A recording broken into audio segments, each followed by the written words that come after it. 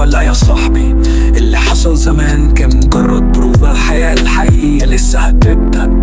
كل يوم بتصحى فيه وانت مخنوق، حاسس انك مربوط بسلاسل من التعب، حاسس انك عايش بس ميت. دي مش نهايتك، دي كانت بداية الغفوة. انما دلوقتي وقت الصحيان. اوعى تصدق انك ضعيف، اوعى تصدق اللي قالك انك مش هتنجح. اللي اتكسر جواك هيبقى سلاحك، والدموع اللي نزلت منك هتبقى طاقة، والصدمات اللي مرت عليك هتبقى طلوع. اوعى تصدق انك ضعيف، اوعى تسمع للي قالك انك مش هتنجح. اللي اتكسر جواك هيبقى سلاحك، والدموع اللي نزلت منك هتبقى طاقة، والصدمات اللي مرت عليك هتبقى طلوع. انت مش مكسور، انت بس كنت في وضع التحميل، وده وقت التشغيل.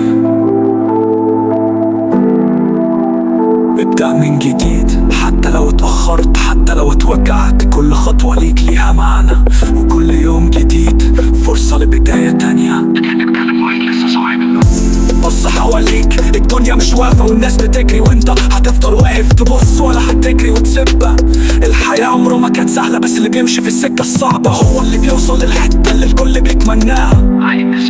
عايز تبدأ حياة جديدة، يبقى لازم تموت جواك الحياة القديمة، الحياة اللي فيها كسل الخوف ترد وتقتلها، واخلق من نفسك واحد جديد.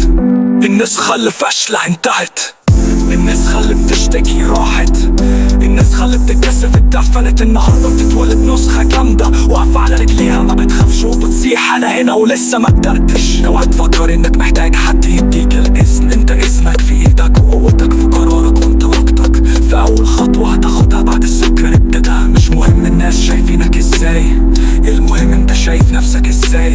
لو انت شايف انك تنفع تبقى أقوى، يبقى انت كده خلاص بقيت. قوم دلوقتي، افتح صفحة جديدة، ارمي كل اللي فات وامشي لقدام، وتوتر وتدريس. وده بمقدار القطار ده ملكك، وانت اللي هتكس. كل ثانية بعد اللحظة دي هي نقطة تحول، انت اللي هتقرر تعيش بهاي حياة ولا تصنع حياة من الصفر. ما تقولش يا ريتني، قول انا عملت. ابدأ دلوقتي واكسر اول حاجة في يومك، الكسل.